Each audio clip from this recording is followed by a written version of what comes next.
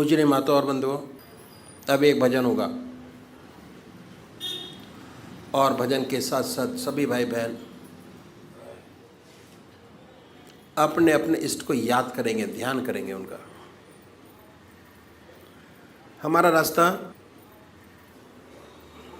ध्यान योग। ध्यान योग का है और ध्यान को कैसे अपनी ज़िंदगी में जोड़ते हैं, ये जानना बहुत ज़रूरी है। कैसे जुड़ेंगे, कैसे बढ़ेंगे इस रास्ते के अंदर, कैसे अपने जीवन को सफल बनाएंगे, बहुत ज़रूरी है जानना। सबसे बड़ी बात यह है कि हमारा देश जो है आध्यात्मिक देश है और हमारे देश में 99% लोग ऐसे हैं जो परमात्मा को मानते हैं और अपने किसी न किसी ढंग से परमात्मा का पूजा करते हैं। तरीके अलग अलग हैं। 33 करोड़ देवी देवता हैं और हर 20 किलोमीटर पर भाषा बदल जाती है और परमात्मा का स्वरूप बदल जाता है।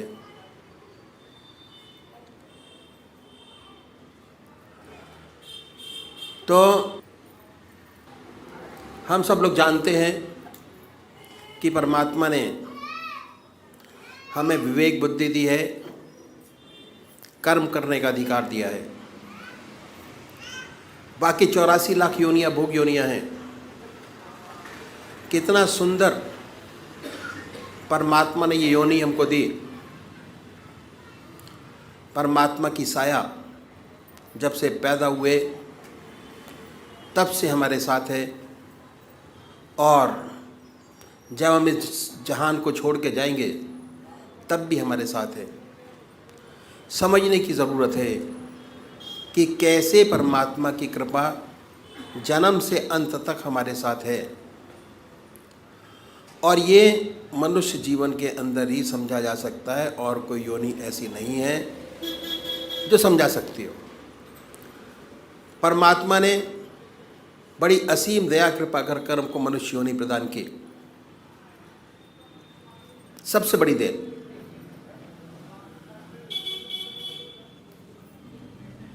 और हमारे सामने हमारे कर्म जो हम पहले जन्म में करके आए, कितने जन्मों के सत्कर्म हैं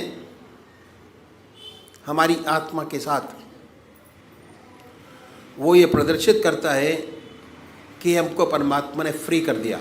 बिल्कुल सब कुछ किया जा सकता है और जो आज कर रहे हैं उसका फल भोग आगे प्राप्त करेंगे।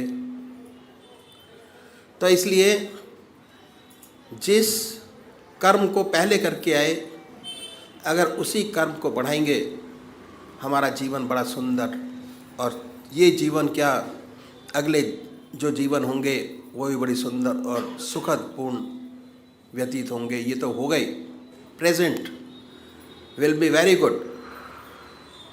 तो सबसे पहले हमको क्या करना है, हम मंदिर जाते हैं, भजन करते हैं, कीर्तन करते हैं, आरती करते हैं। ये पहले तरीके की पूजा है, फर्स्ट स्टेप ऑफ पूजा। मंदिर जाना, भगवान जी को जल चढ़ाना और भगवान जी को नहलाना, उनके कपड़े बनाना, भक्ति भाव, फर्स्ट टाइम पूजा पहली। इसका फ़ायदा बहुत ज़बरदस्त है, पर ये शारीरिक पूजा है। मन अपने काम में लगा रहता है और शरीर मंदिर जाते हुए आते हुए और उस समय भी स्थिर नहीं हो पाता। दूसरा तरीका है ध्यान योग, आनंद योग, सहज योग, मानसिक पूजा, मन से। उसमें शरीर तो इन्वॉल्व होता ही है, साथ साथ मन के अंदर ये धारणा रहती है कि हमारा इष्ट हमारे सामने विद्यमान है, और कंसंट्रेशन हमारा जो पहली पूजा है उससे थोड़ा अधिक बनना शुरू हो जाता है। हमारा रास्ता ध्यान योग का दूसरे नंबर का तरीका है, जिसमें मन और शरीर दोनों साथ साथ इन्वॉल्व होते हैं, और कंसंट्रेशन हमारा बहुत सुंदर और अच्छा बनता चला जाता है अपने इष्ट के चरणों में। तो सबसे पहली बात कि हमको एक इष्ट का चुनाव करना है। सबसे पहला काम जो साधक है, सबसे बड़ा उसका काम एक इष्ट का चुनाव करना, और वो भी जो आपकी आत्मा को सबसे प्यारा और सुंदर लगता है उसको चुने। कोई वे राम को मानते हैं, कोई कृष्ण को मानते हैं, कोई देवी को मानते हैं, कोई हनुमान जी को मानते हैं। जो जिसका इष्ट है, 33 करोड़ देवी देवता में अपने इष्ट को चुन लीजिए, जो आपकी आत्मा को सबसे प्यारा लगता है। 2 बत्ती अगरबत्ती जलाएं, बड़े प्यार से बैठिए सुखासन से। वो भी निश्चित कीजिए कि कौन सा आसन सब आपके मन को सबसे सुखदायी लगता है, जिसमें सबसे ज़्यादा सुख हो, उस आसन पर बैठें। उसके बाद धूप बत्ती अगरबत्ती जलाएं, धूप दीप करें, वातावरण शुद्ध करें, मन प्रसन्न हो। उसके बाद बड़े प्यार से बैठिए। अगर कोई भजन आपको आता है तो गाइए, नहीं आता तो भावना बनाएं। उसके बाद ये महसूस करें कि जो हमारा परमात्मा है, जिसमें परमात्मा की सबसे ऊंची भावना डाली हुई है, जो आपकी आत्मा को सबसे प्यारा लगता है,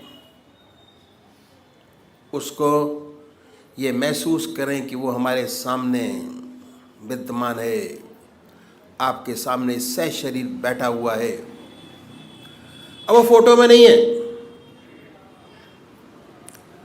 मूर्त में नहीं है, सह शरीर हमारे सामने मौजूद है। ख्याल से उस पवित्र मूर्त को अपने सामने बनाएं और ये ख्याल करें,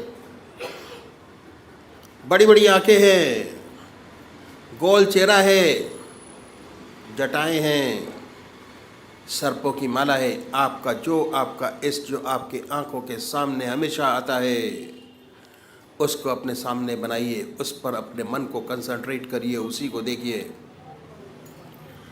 ना कोई और शक्ल बने, ना कोई और विचार आपके सामने आए, पर जैसे ही आप ये प्रोसेस शुरू करेंगे, ऐसे ऐसे विचार आपके सामने आएंगे जो आपने ज़िंदगी में कभी सोचे नहीं होंगे।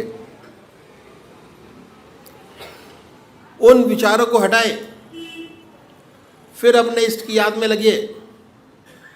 फिर अपने विचार को हटाएं, अपने इष्ट की याद में लगिए।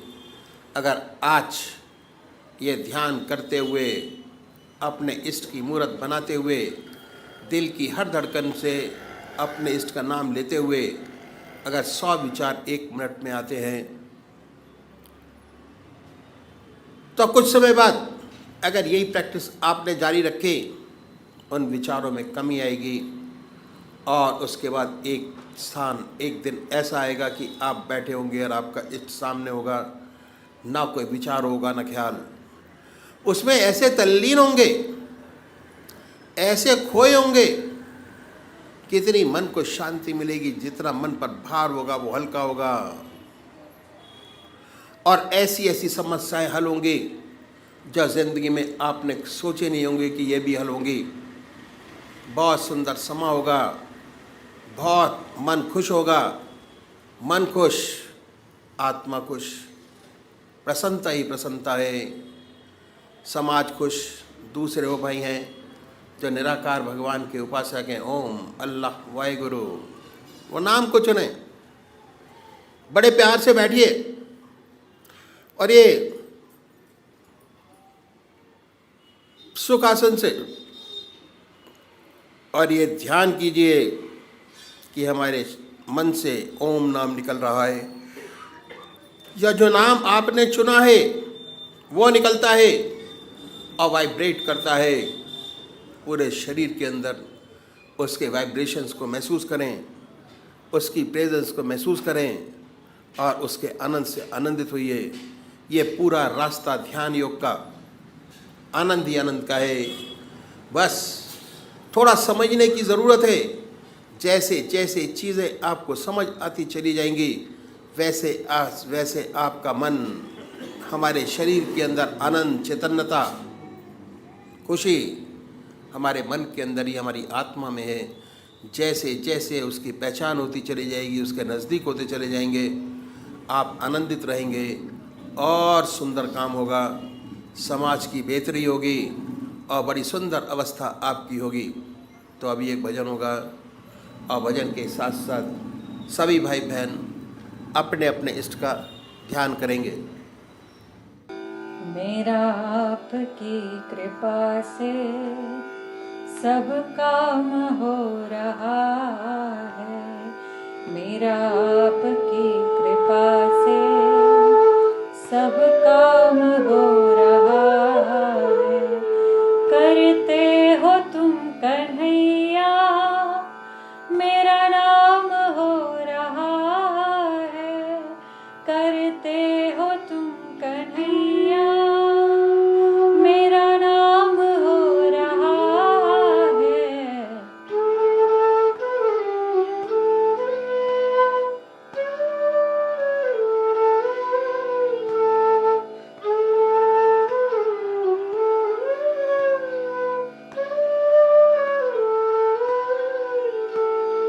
पतवार के बिना ही मेरी नाव चल रही है, पतवार के बिना ही मेरी नाव चल रही है। हैरान है ज़माना, मंज़िल भी मिल रही है। हैरान है ज़माना, मंज़िल भी मिल रही है। करता नहीं मैं कुछ भी, सब काम हो रहा है। करते हो तुम कन्हैया, मेरा नाम हो रहा है। करते हो तुम कन्हैया, मेरा नाम हो रहा है।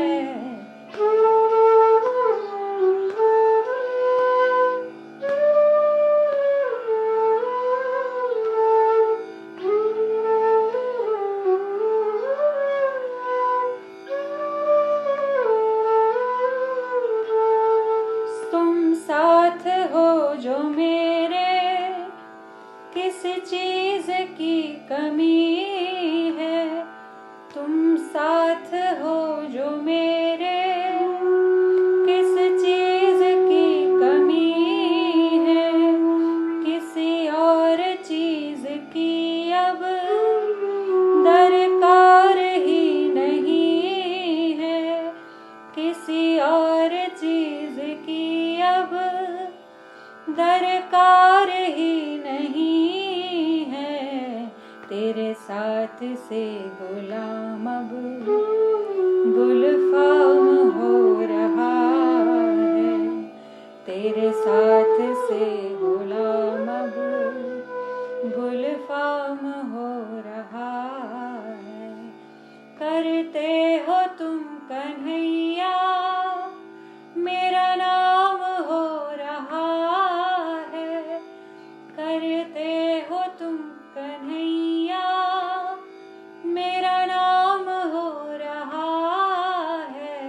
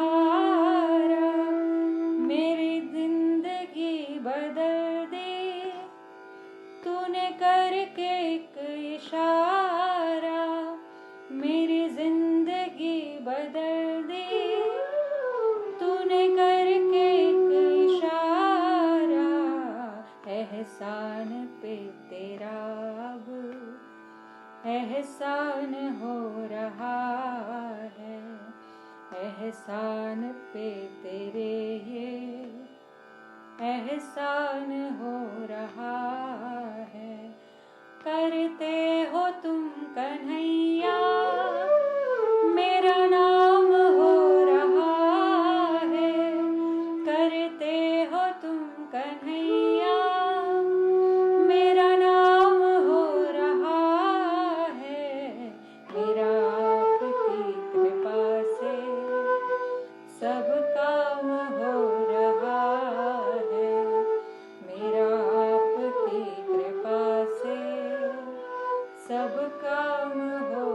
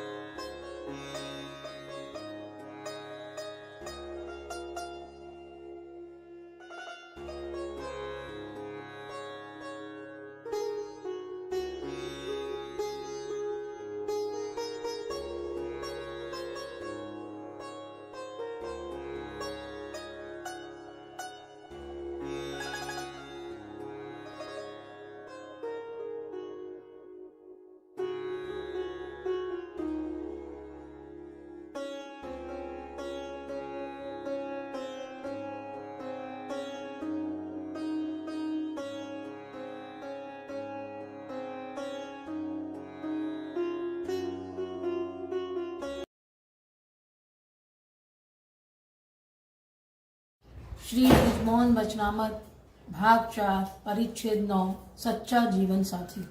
स्थान T12 अतुल ग्रोव रोड नई दिल्ली सन 1952।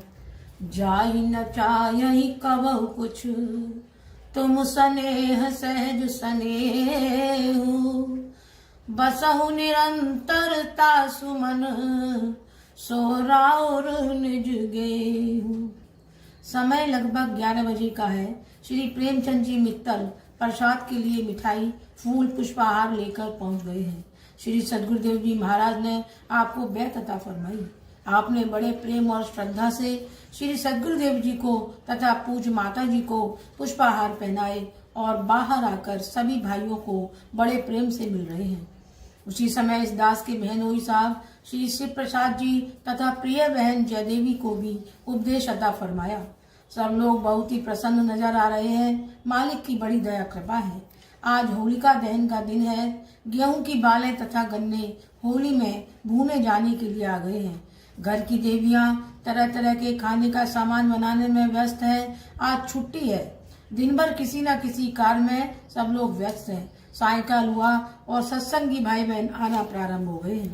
7 बजे श्री सद्गुरुदेव जी महाराज हॉल में पधारे। सभी भाई एक तक उनकी ओर निहारने लगे। थोड़ी देर में ही वे समाधि में चले गए और आए हुए सभी भाई बहन अनुपम चित्त की एकाग्रता का अनुभव करने लगे और धीरे धीरे आत्मिक आनंद की धारा में गहरे डूब गए। निस्तब्धता का साम्राज्य स्थापित हो गया। सभी भाई बेखुदी के आलम में मस्त हैं। लगभग 1 घंटा आंतरिक सत्संग के बाद श्री सद्गुरुदेव जी ने आंखें खोली और बड़े ही मधुर कंठ से निम्नलिखित भजन गाया। रहना नहीं देश बिराना है, यह संसार कागज की पुड़िया, बूंद पड़े घुल जाना है। यह संसार कांट की बाड़ी, उलझ उलझ मर जाना है। यह संसार झाड़ और झांझर, आग लगे बर जाना है। कहत कबीर सुनो भई साधो, सतगुरु नाम ठिकाना है। भजन के बाद आपने फरमाया, यहाँ पर एक ही नुस्खा हर शख्स को नहीं बतलाया जाता।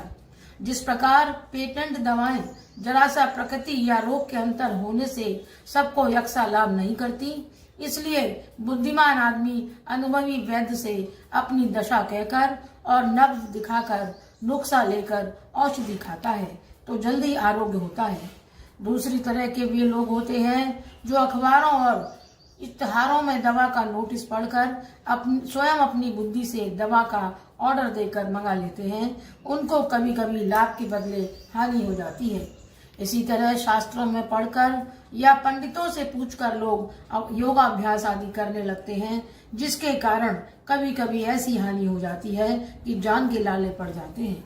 यहाँ पर हर व्यक्ति के लिए उसकी रुचि और अवस्था, योग्यता और शक्ति के अनुसार अलग अलग उपाय बताया जाता है। इसलिए जो अभ्यास जिसको बताया जाए और जो दशाएं उसमें पैदा हो, उनको किसी से ना कहना चाहिए। या तो अपने गुरु से कहें या गुरु ने शिक्षा के लिए जिसके सुपुर्द कर दिया हो उससे कहें, अन्यथा हानि होने का डर है। हानि यह है कि जिससे कहा जाए यदि उसकी हालत आपसे अच्छी है तो उसको अहंकार हो जाने का डर है, और यदि वह नीची श्रेणी में है तो उसे ग्लानि होने का डर है।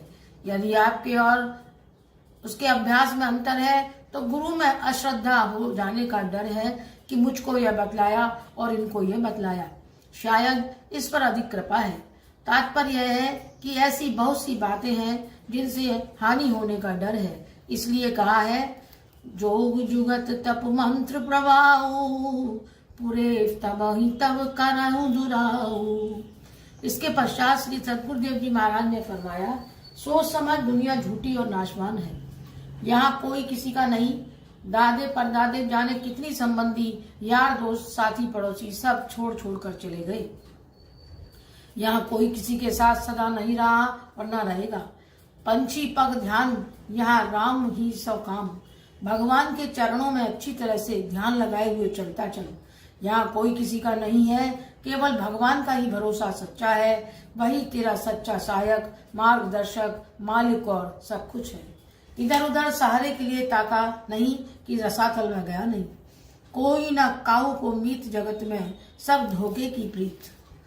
यहाँ आए थे हरिभजन को ओटन लगे कपास, जिसको देखो स्वार्थ में अंधा हो रहा है और सिंह जो माया की सवारी है होकर सबको खा जाने को तैयार है। अब जरा सोचो समझो तुम्हारा कौन है। सब अपना अपना मतलब पूरा करके चलते बनते हैं। जिस तरह एक गाड़ी के डिब्बे में इधर उधर के बहुत से यात्री बैठ जाते हैं, कोई भले आदमी होते हैं, उनके साथ यात्रा करने में आनंद मिलता है। कोई इसके विपरीत जब तक यात्रा करते हैं दुख और कलह का राज रहता है। इसी तरह यह कुटुंबी, नातेदार, मित्र, शत्रु हैं। अपने असबाब, पाप और पुण्य की पोटली लिए हुए जहां तक का टिकट है साथ चले चलेंगे, फिर वियोग अवश्य भावी लाजमी है। मिलत एक दारुण दुख देही, बिछुरत एक प्राण हर लेही। अब तक के जीवन का तो यही अनुभव है। जिस पर सहारा किया वहां उंगली छुड़ाकर भागा और हम दम से मुंह के बल गिरे। अब तू चेत जा और अनाथों के नाथ, असहाय के सहाय, दीनों के बंधु, सबके रक्षक और उदार दया के सागर का सच्चे दिल से सहारा ले। अरे अगर किसी ऐसी ठोकरें खाने से जी नहीं भरा हो तो जैसा अच्छा लगे करता चल। इतने कष्ट और दुख यदि तुझे जागृत करने में समर्थ ना हुए तो और मिट्टी के खिलो। तत्पश्चात 2 मिनट के लिए आप आंख मीच कर मौन हो रहे और फिर फरमाया, यदि साधक किसी सद्गुरु पर निर्भर ना होगा तो माया मन को अपने रास्ते पर जरूर खींच लेगी और मनुष्य का वास्तविक कर्तव्य खराब करके उसके जीवन को नष्ट कर देगी। जो चीज पकड़ने की है वह है सद्गुरु। सद्गुरु पर ऐसा निर्भर होना चाहिए और उस पर प्रेम व भरोसा ऐसा होना चाहिए जिस तरह किनारे अंधा आदमी अपनी लाठी पकड़ने वाले पर करता है और कोई बात उठा नहीं सकता। अभ्यासी को अपने गुरु के साथ हया से और मुर्दा मदस्त गुसल अर्थात जैसे मुर्दा स्नान कराने वाले के हाथ में होता है ऐसे ही रहना चाहिए। जब गुरु पारायण देखे तो वह ऐसे शरण के स्थान और कला में बैठने की हिदायत करता रहे जो डाकुओं और लुटेरों से सुरक्षित हो। यह किला 4 चीजें हैं। एकांत, खिलवत, नंबर 2 मौन खामोशी, नंबर 3 जागना बेदारी, नंबर 4 मिताहार कम खाना। साधक का ध्येय मकसद यह भी है कि उसका मन व हृदय साफ और ठीक हो जाए, जिससे मालिक का अनुभव और साक्षात्कार हो सके, उसकी उपासना और सामीप्य कुर्बत प्राप्त कर सके। मिताहार से दिल के खून में प्रकाश पैदा होता है और मानसिक व मायावी गर्मी कम हो जाती है तथा दिल की चर्बी भी दूर हो जाती है। दिल हल्का और मुलायम हो जाता है, जिससे आंतरिक अनुभव और साक्षात्कार होने का मार्ग खुल जाता है। जबकि दिल कड़ा होने से एक पर्दा पड़ा रहता है। जब दिल का रक्त स्वच्छ और हल्का हो जाता है तो शत्रु के मार्ग तंग हो जाते हैं। तात्पर्य यह है कि मिताहार कम खाने से हृदय में प्रकाश हो जाता है, जैसा कि अनुभव से सिद्ध है। जागने कम सोने से ऐसे प्रकाश देने वाले मन और हृदय में और भी जिला हो जाती है। मिताहार से भूख से जो प्रकाश पैदा होता है, जागने अर्थात कम सोने से उस प्रकाश में और श्रेष्ठता आ जाती है। मन सांसारिक भावों के बजाय आत्मिक भावों वाला बन जाता है और दुनिया की आफतें, उसकी कल्पित चालें व धोखेबाजी सब ध्यान और अनुभव में आने लगती है। ऐसा अभ्यासी नरक व बैकुंठ, दोजक व बहिष्ठ आदि सब से जी हटा लेता है और तल्लीन होकर संत की ओर ही दिल लगाए रहता है। पेट भर जाने पर जागरण नहीं हो सकता। खाली नींद दिल को मुर्दा और कठोर बना देती है। लेकिन यदि यह सब आवश्यकता अनुसार हो तो आंतरिक अभ्यास और अनुभव ज्ञान व साक्षात्कार करने में सहायक हो सकती है। मौन खामोशी से यह लाभ होता है कि एकांत अवस्था खिलवत नशीनी आसान हो जाती है। एकांत सेवन करने वाले को खाने पीने तथा जरूरी बातचीत करना आदि मना नहीं है, परंतु मौन या एकांत सेवी यदि आवश्यकता से अधिक या दूसरी बातों में फंसेगा तो दिल की बनी हुई ताकत को धक्का लगेगा।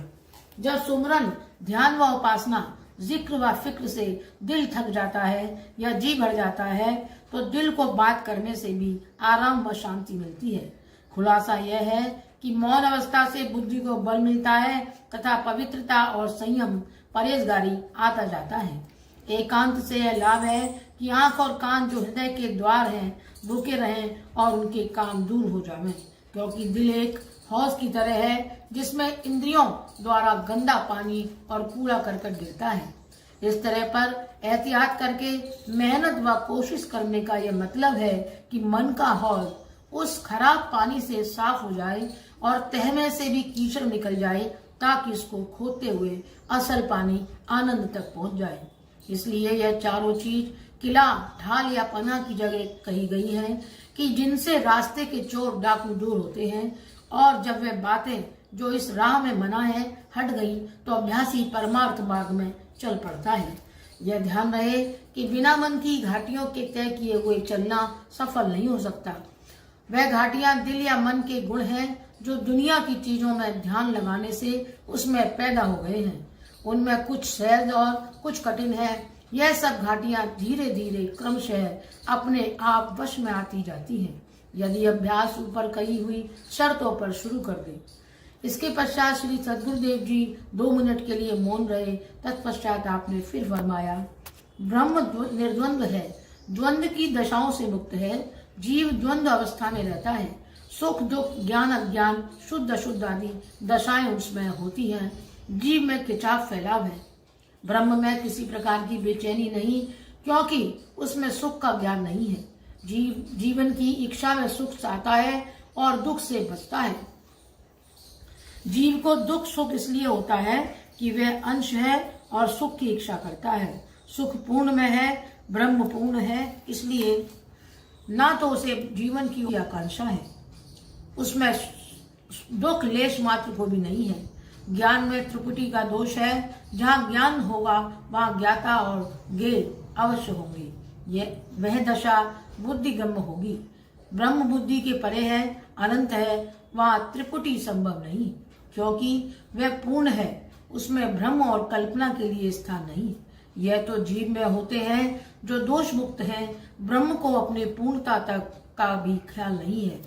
ब्रह्म में जो गुण है वह केवल जीव की दृष्टिकोण से कल्पित है। ब्रह्म अपने आप को सच्चिदानंद नहीं कहता, ना कर्ता धर्ता मानता है और ना अपने आप को पूर्ण कहता है। जीव ही उसको ऐसा समझकर उसको इष्ट पद मानता है। यदि ब्रह्म कहे कि मैं पूर्ण हूँ तो उसका भाव यह होगा कि उसे अंश की भी समझ है। जब अंश की समझ आ गई तो फिर वह पूर्ण ना रहा। अंश और पूर्ण का द्वंद्वपना उसे अद्वैत और एक कौन कहेगा। जीव में इच्छा इसलिए उदय होती है कि वह अपने को अंश करके मानता है, नहीं तो एकत्व के दृष्टा को सिंधु में बूंद क्यों दिखाई दे। उसकी दृष्टि तो समुद्र के एक अनंत असीम बूंद है जिसमें टुकड़े नहीं है। एक बात तो यह हुई। दूसरी बात यह है कि यदि किसी कारण से किसी बिंदु को अपने भेदपन का ज्ञान हुआ है तो उसे यह भी समझना चाहिए कि हर बिंदु का आधार सिंधु है और वह स्वयं सिंधु से मिला हुआ एक है। जब एकत्व उदय हुआ तो फिर बिंदु और सिंधु की कल्पना कहाँ रही। जीव ऐसा भी नहीं समझता। यदि ऐसा समझ ले तब भी भेद का विचार न सताए। जा रहे हो सब कुछ देखते हुए फिर भी कुछ ना देखे, सब कुछ सुनते हुए भी कुछ ना सुने। एकाग्रता की अवस्था ऐसी घनी हो कि बाहर की कुछ भी बातों का असर न पड़े। हृदय में केवल परमात्मा की याद हो और सब विकारों से खाली हो। मन और वाणी से दुनिया के काम करें जो ईश्वर ने हमारे जिम्मे दिए हैं। इसके विपरीत जो लोग एकांत में निवास करते हैं परंतु सांसारिक बातों में उनका मन लगा है, ऐसे लोग एकांत में भी बाजार लगाए बैठे हैं। मालिक मिथ्याचरण से बचावे।